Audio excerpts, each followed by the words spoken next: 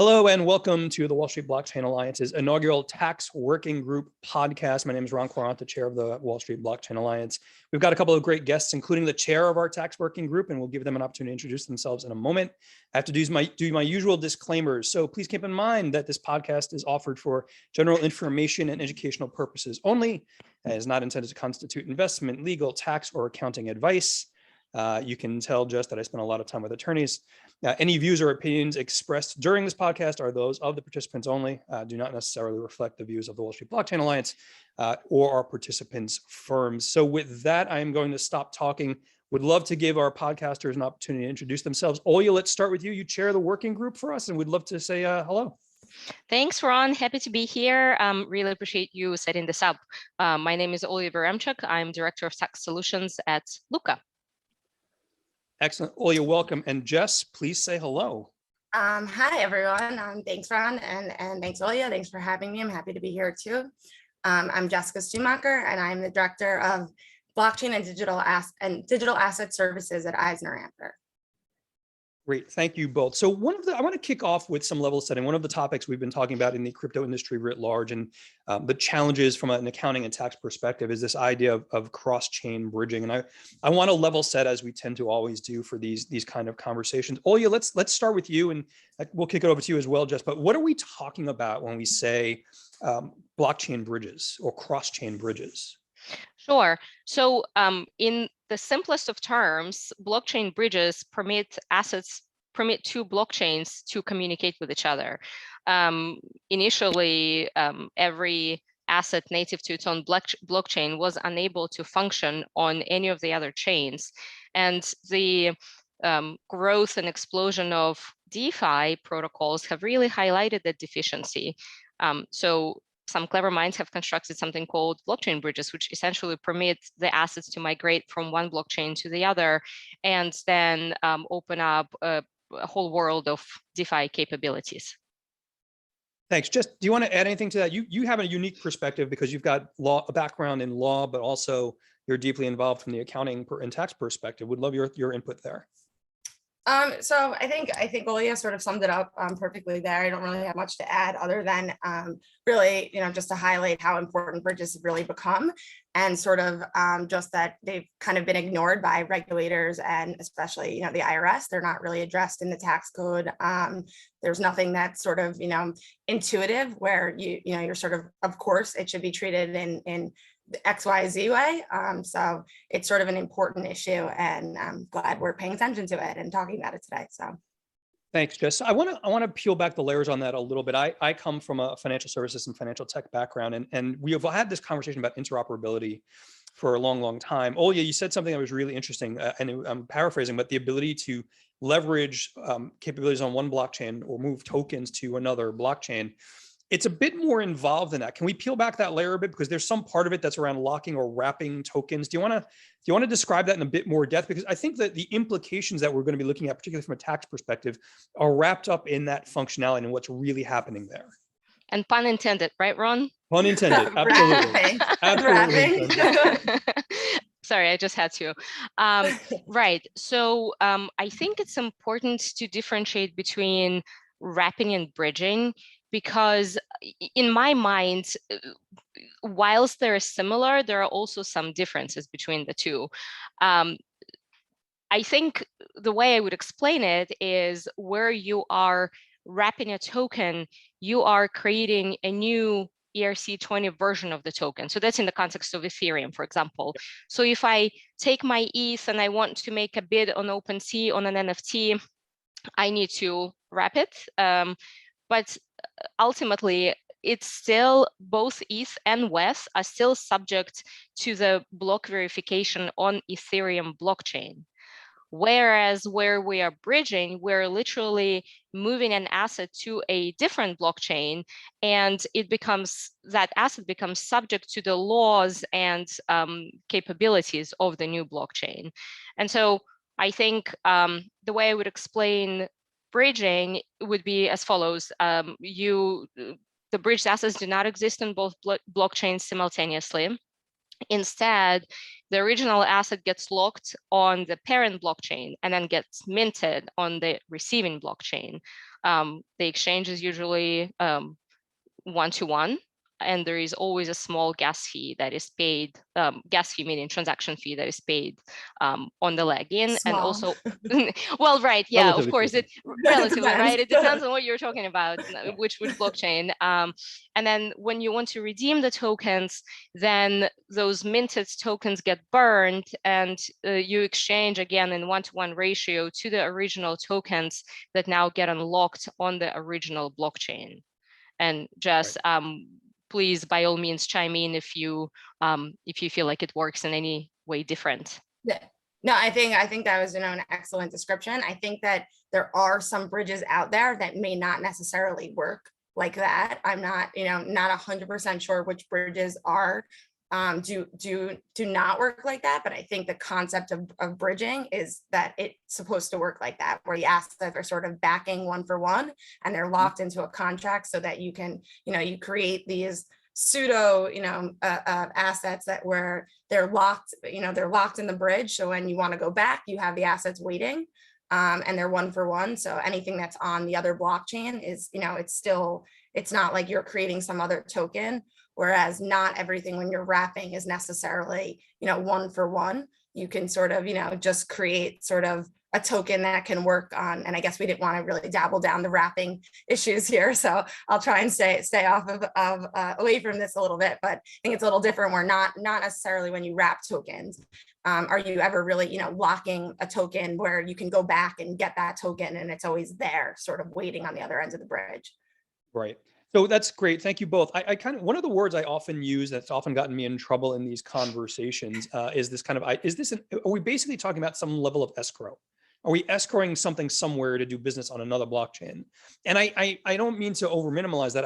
A lot of colleagues from the financial markets perspective say, oh, that sounds like escrow. Well, and my argument is it's a different thing. Do either of you want to address that? We'll let lawyers in the room speak first on this. That was directly for you, Jess. Boy, so I think escrow actually is sort of, a good analogy. I wouldn't say it necessarily, works the same as sort of escrow, but I do think the analogy is sort of apt, especially for people who are just trying to sort of, understand the concept at a high level. I think you also at the same time, similar to sort of how escrow works, you do have sort of a little bit of risk and vulnerability. I think we've seen that, recently with the wormhole attack where, you're sort of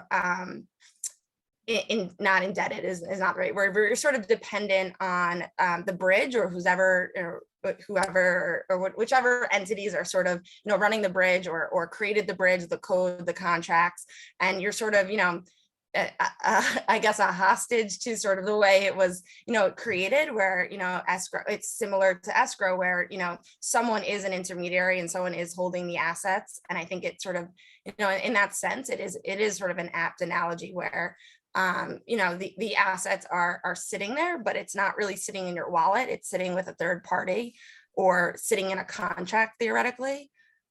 Ron, you're making eyes. No. That's a really important point, because I think that's worth understanding. And I think what a lot of industry participants, a lot of folks who are not involved in the crypto industry participants don't understand. When you talk about a cross-chain bridge, you're talking about a platform that someone's created to enable you to move assets or tokens from one blockchain to another. So in many regards, there's this deep conversation around tax that we'll have in a moment. There's also this really important conversation around cybersecurity. And Jess, you mentioned the wormhole hack. Do you want to peel back that a little bit? I think it's important for the audience to understand what we're talking about when we talk about things like that. Sure. So the wormhole attack, and I think it happened maybe about a month or so ago. I think it was, and someone please weigh in, Olya, Ron. I think it was something around $238 million worth of Ethereum's, roughly. Please correct me. I think that's not about sure. right. I Okay. think that's correct. But it was sitting in Wormhole, and I think Wormhole is probably the most widely used bridge between Ethereum and Solana. And so, people who want to use their Ethereum on Solana's blockchain and for various reasons, they use Wormhole as a bridge, and they sort of lock their assets in Wormhole. So as Olya explains, you're minting Ethereum tokens that work on Solana and are subject to the same sort of rules, contract codes, limitations, but also capabilities that Solana may offer that Ethereum doesn't. And also, at the same time, you have access to platforms, DeFi, different sort of solutions that you wouldn't necessarily have if you kept Ethereum on its native blockchain. So what happened with the Wormhole attack was that lots of users, they bridged their assets, and the assets were being held in a contract on the bridge. And the bridge, I guess, is sort of maintained by some entities, or they're correct me if I'm wrong, so someone may know a little bit more about this, but I think there's certain entities, they're involved with creating the bridge and sort of maintaining it, maintaining the code. And there was a hack. I think there was a vulnerability that was exploited. I believe Jump Crypto, which is a subsidiary of Jump Trading, actually they were pretty involved. I don't think most people knew before the hack how involved they were with Wormhole, or how involved they really were in the crypto space, but they actually came in, and after the hack, when there was about 238 million of Ethereum that was stolen, they actually came in and replaced the Ethereum. They secured the vulnerability, but they basically made it so that anyone who wanted to bridge back their assets and back and sort of retrieve the assets that they were holding in escrow to interact on Solana, they were able to actually get their assets back. Yeah. Jump Trading subsidiary made them whole, as I understand it. Yeah. And there have been other hacks as well. I mean, I feel like there's an entire podcast and session on cross-blockchain smart contract code auditing, which is an entire check the code. And there are a lot of people in the industry who don't really have that level of expertise. I want to pivot a little bit, because I want to get to the knitting of what we're talking about in this group, which is taxes. And Olya, I want to start with you. We have colleagues across different ecosystems, certainly a lot of accounting practitioners. And there seems to be this, well, let's start with this. How are these cross-chain bridges impacting token taxation? Like, how are they taxed, and how do you define that? Right. So just mentioned in the beginning of our conversation, there is no guidance. The service and the Treasury have not addressed bridging. And I think it probably will not happen this year, if I were to guess, although I'm always willing to be surprised. So pleasantly or unpleasantly from IRS? Look, guidance is good, right? So then we can at least know what to do and what to tell our clients. But generally, when you look at a transaction, this transaction from a tax perspective, you have to ask yourself two questions. Was there a sale or exchange of an asset? And is the new asset received materially different in kind or extent? If the answer is yes to both, then under the US tax principles, it's a taxable transaction. And so you can look at it you can literally take two opposite views. Some practitioners may say that it's definitely a tax event, and that certainly has merit, and I'll explain why. And others may say, well, no, really, you could really build a case as to why it shouldn't be. And so let's probably start with a conservative approach of why some may want to treat bridging as a taxable event. As we discussed, where an asset is bridged, essentially the original asset gets locked up on the original blockchain, and then an equivalent gets minted on the new blockchain. So some may want to take a very literal view of this transaction and say, well, you are exchanging one for the other. It is not the same, token, especially folks who want to get really nitty-gritty in the code. I think we've heard some of our working group participants make that argument. Okay. And so if we do say, all right, fine, there is a sale or exchange of an asset, but is the new asset materially different in kind or extent? The IRS back in summer 2021 issued guidance specifically on like-kind exchanges in the context of Section 1031. And so the background is that in the past, before the latest tax reform, taxpayers were able to exchange similar property tax-free. Now that's only available for real estate assets.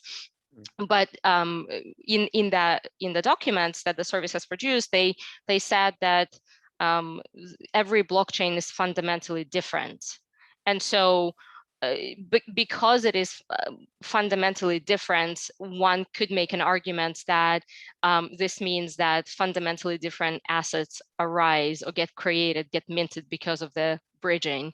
And so then there would be a compelling argument to say that this is a taxable event. And Jess, if you want to layer anything on top of this.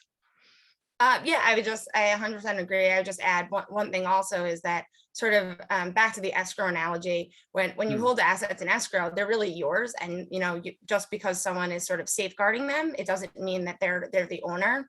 I think here, sort of the distinction that I would make, I guess, in a legal and, from a tax perspective, or that the IRS may make, is that you don't necessarily ever have to go back and claim the assets that you use to bridge to get assets onto the new blockchain. So you can liquidate at any time without actually going back through the bridge. So theoretically, those assets aren't yours. So the IRS, from a really conservative, or just not a really conservative approach, just a conservative approach, the IRS, may say, this is taxable because, it's you're getting a different asset, you're moving across, but also, you don't necessarily keep, retain any claim over the original asset. So it's not like you're not exchanging it for something else. Obviously you can go back and you can go back through the bridge and liquid and claim, and retrieve the original assets later, but you don't necessarily have to do that. So if you were to liquidate, you can always liquidate, on say you move for Solana, we'll keep with that example, you moved Ethereum to Solana, you can always liquidate on Solana and sort of sell, the assets that, that you traded or that you obtained through Solana without ever going through the bridge. So from the IRS's perspective, I could see, them making the argument that, they want their money and they want it yesterday. So, they're not necessarily going to, not take the approach that this is, this is an exchange that was taxable when you did, when you bridge the assets from one blockchain to another. As a layman, thank you both. As a layman, the aggressive posture from some that we had seen was, Olya, what you mentioned earlier, which is, well, a token's a token. So, hey, tell the IRS, it's basically like holding the same asset. I get the perspective that that kind of aggressive position is kind of evolving away. And the IRS they get it, right? If we had this conversation with the IRS 5 or 6 years ago in the crypto space, it was kind of hard. We've met with them. They had very few people there who really deeply understood crypto. They're getting it now. So is your opinion that most of the accounting practitioners are not holding that aggressive perspective? Hey, a token's a token. It's not a taxable event. We're kind of moving into this more conservative perspective, right? Yeah, so Ron, so I think this also opens the doors a little bit as to what type of guidance and regulation is necessary. Do we want to have a very stringent regulation, or do we want something that is practical and easy to understand? Right. Look, we've been talking about crypto for some time, but yet to this day, I get questions of, well, if I never converted my crypto into USD, but I've exchanged it back and forth between the tokens, that's not taxable, right? So we're talking, and this is honestly, it's not, it's not a stab at anyone. It's because the rules are difficult, and it's easy to understand how something like this could be perceived by taxpayers as a non-event. And so, there you add the complexities of bridging transactions. Then there is a need to build the software that appropriately tracks all of these bridges, right, and appropriately classifies the trades. Maybe it's easier to keep it all at the parent asset level. And by parent asset level, I mean that original coin, regardless of differentiation between IRC-20 or a native blockchain token version of it. Jess, do you want to add anything to that? I agree, and I would just add, I think also, with sort of crypto transacting, I think the frequency is sort of unparalleled to anything we've ever seen in any other asset class before. So, even if you take the approach that this is taxable or should be taxable 100%, I think at a certain point, it sort of it's I mean, even sort of hobbyist traders are you know, they're transacting enough where treating, you know, the sheer volume, and I don't mean volume in terms of trade volume, I mean frequency of how many times, you know, individual traders who aren't, you know, using any sort of algorithms or smart contracts or not high frequency traders, the amount of times that they're sort of going to be having these taxable events is sort of, you know, almost, you know, it could lead to sort of an impracticable solution where, you know, individuals and even tech companies, you know, software platforms, you know, it's just unreasonable that they would actually, you know, have to calculate the tax every time, you know, and some individual traders are doing this hundreds of times a day back and forth, that it's sort of, you know, the IRS may not even want to see all this data, you know, it's like kind of enough, just let us know when you liquidate and then pay taxes then. You could almost imagine an algorithmic capability that does this with a rapidity that individuals don't do. And then how do you track those taxable events over time? That's right. Yeah, go ahead, Olya. No, I mean, I think also just to the point of volume, right?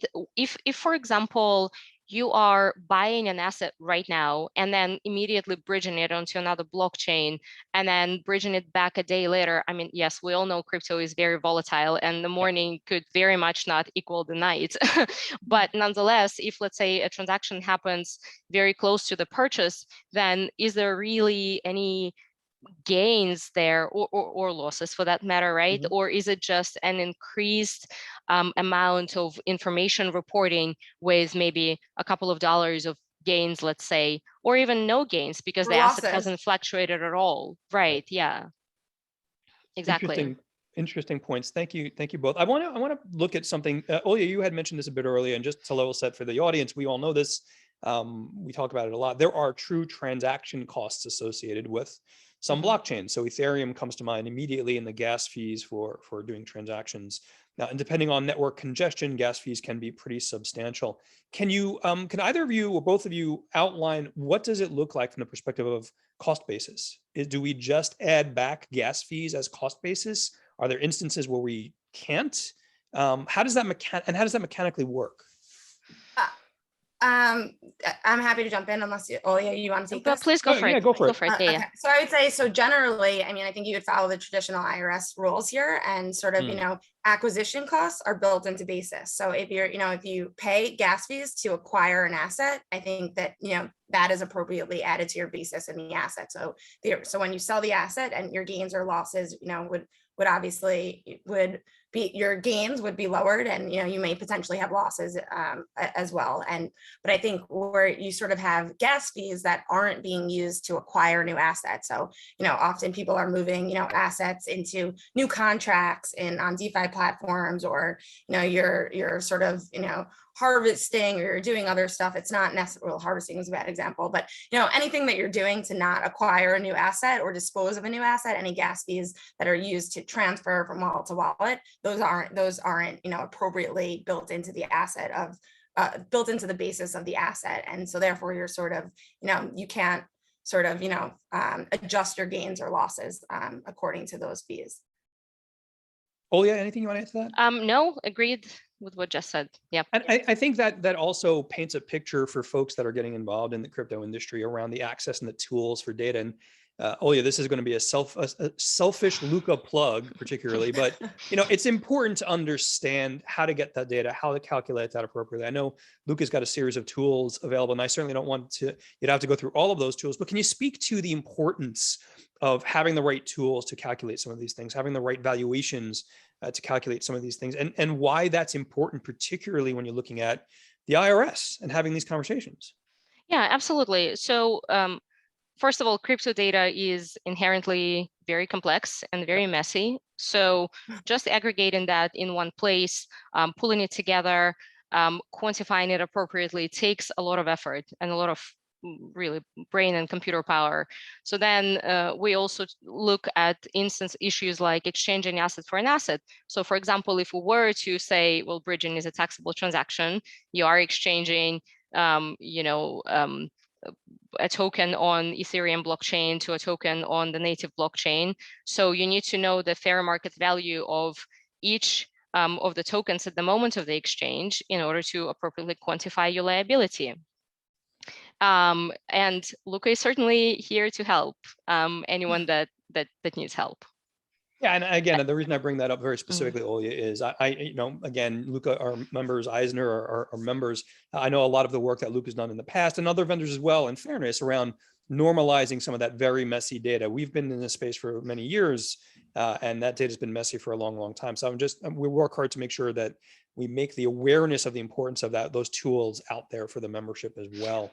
That's right. And, and Ron, and as more institutional players get into the space, the transactions become more voluminous and more complex and more interesting. So by no means there is any kind of resting on the laurels. It's a continuously fluid process where we see what the market is doing and we're trying to stay one step ahead to the extent possible. Yeah, I don't envy you the work you have to do there, but it's an ongoing trail. Jess, talk to me a little bit about something we had mentioned in our prep a while back. Let's talk about back-end bridging a little bit. And I think you had mentioned KuCoin. And I work hard to keep up, and sometimes it's hard for me to keep up. So what are we talking about when we talk about back-end bridging? And I think you or Olya had referenced I think it's KuCoin example. Tell us a little bit about that. Sure. So actually, I have to give credit first to Olya because, this issue wasn't even on my radar until she mentioned it to me. And I think it is a really important issue to discuss. So back-end bridging generally, and Olya, feel free to interrupt and correct me if I'm wrong, is sort of, when you're not formally using a bridge. So there's certain platforms, there's certain exchanges or platforms where, you can buy and sell. They're centralized platforms. You can buy and sell assets. But when you withdraw the assets, or even when you buy and sell, they're not necessarily telling you which blockchain you're purchasing them on per se. So for example, I could buy Ethereum on KuCoin, and when I withdraw, it may ask me if I want to withdraw Ethereum on Solana, on Ethereum. It may ask me if I don't know, AVAX. It may ask me, a few different blockchains, and I can sort of withdraw onto the blockchain of my choice without actually formally going through a bridge or a bridge transaction, which is, the mechanism that we discussed before, where you're actually, you're taking those assets, you're moving them to, some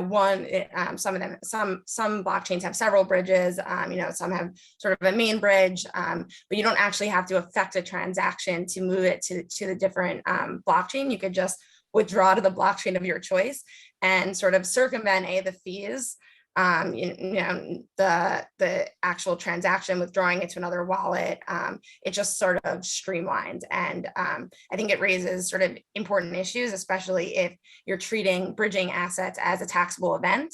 When theoretically, if you're not really bridging an asset, I could just withdraw to the blockchain of my choice directly from an exchange. You're sort of, it's hard to make the argument that that's a taxable event when you didn't actually affect the transaction to sort of, exchange your asset for a different asset. Olya, does back-end bridging make information for tax reporting purposes more difficult? Yes, absolutely. Because you literally do not know what a user wants or plans to do. And also, I think generally it's really difficult to make a case saying that someone deliberately engaged in this transaction. It's not the same type of, in order to circumvent something. It's back. Sorry, one more time. Yeah, no worries. The back-end bridging is not the same type of transaction as using a regular bridge. So I mean, wormhole is such an apt name for it, and I personally have not used the wormhole. I've bridged my Terra tokens, my Luna tokens from Gemini, where I bought them into Terra's native ecosystem because I wanted to stake them, and it truly does go into this hole, and you're sitting there fanning yourself for a few minutes thinking, oh goodness, did I paste this wallet correctly? Right, yeah, where are the assets? And now we'll have to go, and write off however many $1,000 that just went into this bridge, right? And so it's completely different with the backdoor bridging, because you are just saying, I can see how so many taxpayers would be completely unaware that this could even remotely constitute a taxable trade. Right. You know, and maybe we could actually, you know, just cover for a second what the arguments why this generally, outside of even backdoor bridging, but why generally bridging could be a tax-free transaction. You know, I think there is a good analogy of American depository receipts, because remember, right, we have to meet two conditions. There has to be a sale or exchange of an asset, and then the new asset has to be materially different in kind or extent. And you know, for tax purposes, where you have a sale or exchange, you essentially shift the term is the benefits and burdens of the ownership to someone else. But when I bridge, I retain all of the same economic up and downside to the asset. So if my Luna now goes up in price, and it's sitting in Terra ecosystem, I can generate the same exact gains or losses. Well, I guess if it goes up in price, then gains, as I would have had it remained on Gemini. Right. You know, and then to get back to the ADR piece, where what the point of that financial instrument is to permit American investors to invest in foreign markets without dealing with the regulatory issues in each individual market. And so an ADR essentially represents a share of a foreign company stock that is held by a third-party depository bank. And then for tax purposes, investors who own ADRs are treated as owning directly that underlying stock. So if we bring it back into the blockchain environment, even though I've minted this new coin on the native ecosystem, for example, or in a different blockchain, I'm still really owning the underlying coin because I retain all of the economic up and downside. So that's the trail to arguing that this is a tax-free trade. Right. Right. Understood. And you know, it's interesting just to look at that holistically. You mentioned the challenges of staking and then using a bridge. One of the arguments that we've made for a long time, and Olya, I think you and I have had these conversations also, is for the broader marketplace, the user experience is still really painful. And I know we could say that about a lot that's going on in the crypto space. You know, my board won't let me work with anything called a wormhole at all. But even though whatever staking I do, whatever kind of work I do, there's always this: did I enter a digit wrong? Did I screw something up from the private key perspective? And why am I sweating now? I might have lost several $1,000s. But you make a very good point there, Olya. I want to talk a little bit about we've talked about interoperability across the entirety of the Wall Street Blockchain Alliance, from our legal group to our accounting and tax group, enterprise and beyond. And our premise has always been that interoperability is really going to be key to long-term adoption of digital assets, of crypto assets, and blockchain technology. What do you both see as the future around interoperability and cross-chain bridges? And I know we didn't talk about this in prep, but we get exposed, the three of us, a lot to kind of these future perspectives, right? And I wanted to get your points on, or your thoughts on, where is it going with cross-chain bridging? Jess, you want to start? Sure. I think cross-chain, I think bridging, and Olya, you know, sort of gave a great example of what it feels like to actually, you know, interact with a bridge and, you know, and wait there and then be like, wait, how do I find them? I know they're here. It says the transaction went through. Where did it go? You know, I think obviously, you know, bridges are going to, you know, come a long way and pretty quickly. I think we're also going to start seeing a lot more, I guess, a lot less of the actual technical piece of the bridging. I think it'll start looking more akin to back-end bridging, where, you know, you could sort of just pick your blockchain. I don't think they'll, you know, I think the future, that's sort of, you know, what we're going to see more often is sort of a cleaner user interface. And maybe even, you know, Gemini would, you know, for Olya's example, you know, instead of, you know, withdrawing Luna on Ethereum, you know, I could see very, very soon in the future, Gemini allowing you to withdraw, you know, Terra Luna on, you know, on its native blockchain. And I think, you know, that's something that, you know, Coinbase and Gemini both don't currently support, I believe, for most blockchains. I think they sort of only support the ERC20 iterations of tokens. I think that's sort of, you know, coming probably sooner than, you know, most people realize. I also think, you know, there's a ton of of blockchains or sort of protocols. One that comes to mind is the inter-blockchain communication protocol, which I think is I guess Tendermint or Cosmos Atoms creation of sorts. And I think they have about 135 ecosystems that are now linked, or blockchains that are now linked, something along that. And I think that has been sort of pretty successful for sort of a model. I think Polkadot does something similar, or I think it's probably not as advanced. I shouldn't give my views on anything, but I think they're sort of they're still working out some issues. But I think we're going to start sort of seeing blockchains that are adopting similar underlying protocols or structures so that they can more easily, integrate with one another, and, without the need for bridges or sort of different, patches, if you will. Yeah, and we've had outreach to the interoperability group as well, and we're hoping to have them present at one of our upcoming events. Olya, your thoughts on kind of where this all goes? I would agree. I think the future is in those interoperable blockchains, less reliance on the third-party tools that need to execute something. I think there is a great deal of emphasis on user experience generally in tech space. And the cleaner, the smoother that experience is, the more likely people will come to you, will recommend you to their friends, and friends here is used very loosely also to include institutional clients, because I think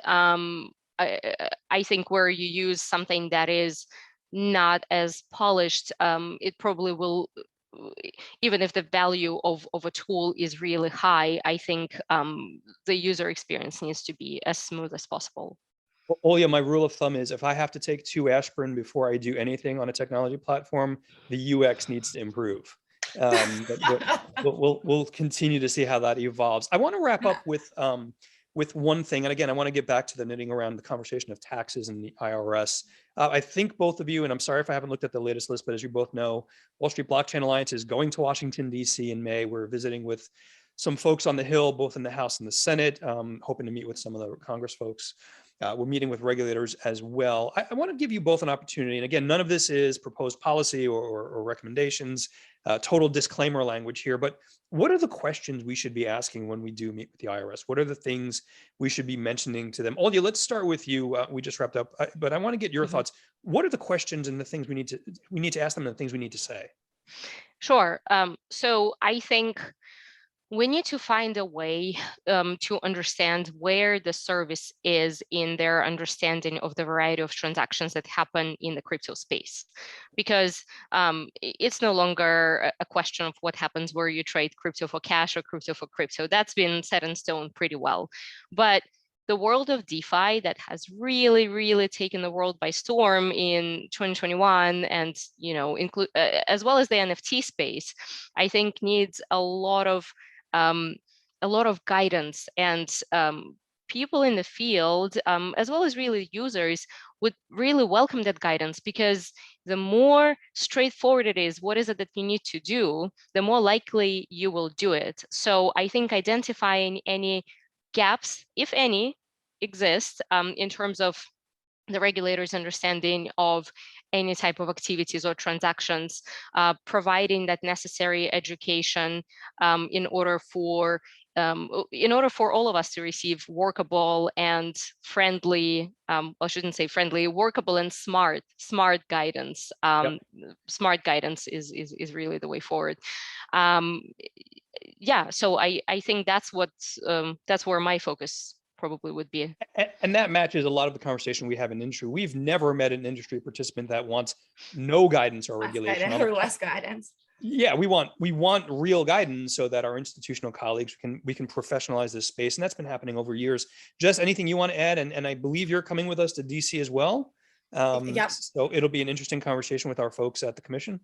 So the lawyer in me probably Service, wants sorry. to stay mum on this for at least for the recording. We could discuss in private, but I guess I'll echo Olya's sentiments. We obviously everyone wants more guidance. One thing I'll add is it'd be great, and this is sort of I guess a dream, a hope, and a wish if the IRS could sort of get with Congress and give us more concrete codified guidance.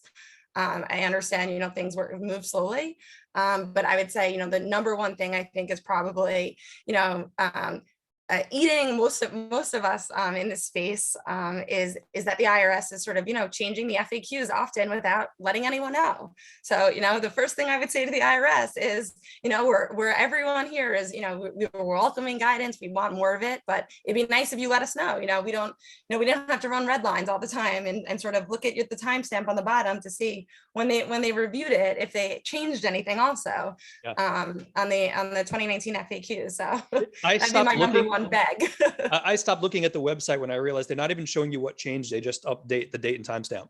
It's crazy. But it is, those are important conversations. And to level set, just to your earlier point, Wall Street Blockchain Alliance, for anyone watching, is not a lobbying organization, nor are we lobbying anyone in Washington. Disclaimer, disclaimer, disclaimer. So look, ladies, this is always a great conversation. We can keep going down the rabbit hole. There's the NFTs we have to have conversations about. There's DeFi we have to have conversations about. You'll never have to have a conversation about RON token, so don't ever worry about that. But closing comments, Olya, you first. Any thoughts? I am so happy to be in the space because it is so fast and so dynamic, and there are many bright minds to collaborate with and to learn from and to share the knowledge with. I think we'll see what happens specifically with bridging. I personally am not planning to treat my Luna bridge as a taxable trade. However, should the service rule otherwise within 2022, I of course will act appropriately. Understood. Jess, over to you. Any closing thoughts you have? I don't think I could say it any better than Olya. I'm thrilled to be here. I'm happy, to be a part and to meet such interesting people, be part of such a dynamic, fast, growing space and work with such smart people. So, and thank you for having me here today. I'm happy to speak on this and to sort of interact with all of you. Absolutely. Olya, Jess, you are both the best. I really enjoy our conversations. And I truly mean this. I learned something from both of you every single time I speak to each of you. So thank you again. We'll end the recording there, and we'll post this and make this available for members soon. But thank you all again. Stay tuned until next time. Bye-bye. Thank you. Thanks.